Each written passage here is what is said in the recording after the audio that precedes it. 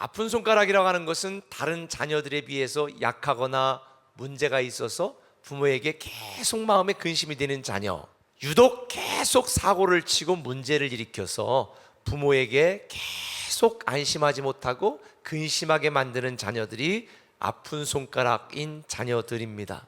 근데 성경에 보면 하나님에게도 아픈 손가락이 있는 거 아세요? 하나님에게 아픈 손가락은 이스라엘 백성이었습니다. 더군다나 오늘 우리가 함께 읽었던 본문의 배경이 되는 6절에 보면 이렇게 되어 있습니다. 이스라엘 자손이 다시 여호와의 목전에 악을 행하여 바알들과 아스타롯과 아람의 신들과 시돈의 신들과 모압의 신들과 암몬 자손의 신들과 블레셋 사람들의 신들을 섬기고 여호와를 버리고 그를 섬기지 아니했다. 이 이스라엘 백성들은 가나안 땅에 정착해서요, 처음에는 바알과 아스타롯 신을 섬겼습니다. 이스라엘 백성들은 여기에 만족하지 않았습니다. 그들은 하나님을 버리고 섬기지 않았습니다. 하나님을 배반했습니다. 하나님을 배신했습니다. 그런데 사실 이건 이스라엘 백성들의 이야기가 아니라 오늘날을 사는 저와 여러분 대다수의 사람들의 이야기입니다. 우리는 늘 내가 필요할 때만 하나님을 찾고 이스라엘 백성들처럼 하나님의 마음을 아프게 하고 근심하게 만드는 하나님의 아픈 손가락입니다. 그러나 실망하지 마십시오. 우리는 회복될 수 있습니다. 그러기 위해서 여러분이 꼭 오늘 기억해야 될 게 있습니다. 그래도 하나님뿐이다 라고 하는 것을 기억해야 됩니다.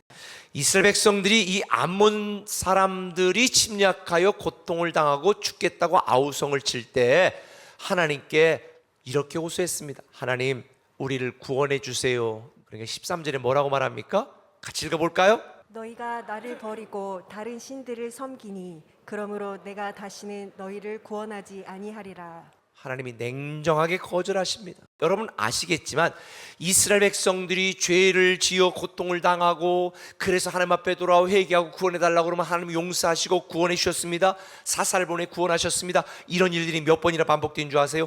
7번이나 반복됐습니다. 왜 그렇게 7번, 8번 끈질기게 계속 하나님을 버리고 우상들을 섬겼을까? 한두 번 하지 말라면 하지 말아야 될 거 아니에요? 그런데 다 이유가 있었더라고요. 당시 이 가나안 민족들은요, 이스라엘 사람들보다 문명국이었어요. 저들이 섬기는 신들을 보니까 저들이 문명국인데, 야, 저들이 섬기는 신을 우리가 섬기면 우리도 저들처럼 문명국이 되고 선진국이 되지 않을까? 이런 세상적인 욕심이 생겼던 것 같아요. 그래서 그들이 섬기는 신들을 수입해다까지 섬기게 된 거죠. 근데 여러분 꼭 기억하세요. 세상은 우리에게 생명과 평안을 주지 못합니다. 오직 하나님만이 우리에게 생명과 평안을 주시는 분입니다. 세상의 구원에 있는 게 아니에요. 그래도 하나님뿐입니다. 16절에 보면 이스라엘 백성들은 하나님 앞에서 이렇게 반응했습니다. 자기 가운데에서 이방 신들을 제하여 버리고 여호와를 섬기매. 이스라엘 백성들은 우리가 잘못했구나, 우리가 그동안 하나님을 버리고 배신했구나, 하나님의 마음이 얼마나 아팠을까, 이방 신들을 제하고 다시 여호와를 섬겼다는 것, 하나님이 외면하고 하나님의 차가운 거절에도 불구하고 그래도 하나님뿐이라고 이스라엘 백성들은 하나님 품으로 파고든 것입니다. 우리를 다시 품어주시고 안아주시고 용서하시고 구원하시고 다시 회복시키실 분은 그래도 하나님뿐임을 믿으시기를 예수님의 이름으로 축원합니다. 한 걸음 더 나가서요, 이걸 기억해야 돼요. 한번 따라합시다. 그래서 하나님이시다. 16절에 뭐라고 말했어요? 자기 가운데서 이방 신들을 제하여 버리고 여호와를 섬기며 여호와께서 이스라엘의 곤고로 말미암아 마음에 근심하시니라. 여기 근심하였다라는 이 말을 히브리어 원어로 제가 다시 해석해 드리면 이겁니다. 여호와의 마음이 이스라엘의 곤고, 이스라엘의 고통, 이스라엘의 아픔을 견딜 수가 없었. 말 안 듣고 고통을 당해도 그 고통당하는 모습을 보면 또 마음이 찢어지고 저거 어떻게 도와야 되나, 바로 이런 하나님의 마음을 표현하는 것입니다. 저는 이 본문을 보면서 이런 생각을 했습니다. 그래서 우리를 사랑하시는 하나님이시다. 어떻게 할 수 있냐고요?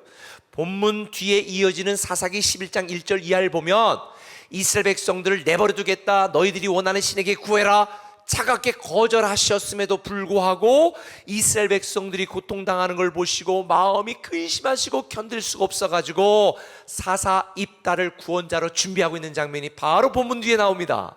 본래 입다는 길르앗 기생의 자식입니다. 그러니 자기 출신 때문에 사랑하는 가족들에게 버림받고 쫓겨난 입다, 얼마나 상처를 받았을까요? 그런데요, 가족에게 버림받고 민족에게 버림받은 이 입다를 통해 하나님은 그 가족과 이스라엘 백성들을 구원하셨습니다. 그러나 이스라엘 백성들은 자기 가운데에서 이방신들을 제하여 버리고 여호와를 섬겼다. 우리에게도 이런 모습이 필요합니다. 자기 가운데서라고 하는 말은 그들 내부로부터, 자기 내부로부터라는 뜻입니다. 이스라엘 백성들은 고통 중에 자기들의 문제를 자각하게 된 것입니다.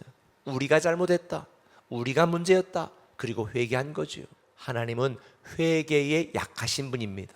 하나님은 눈물에 약하신 분입니다. 하나님의 아픈 손가락인 저와 여러분들, 우리가 자각하고 회개하고 그분을 향해 나아갈 때에 우리는 회복될 수 있습니다.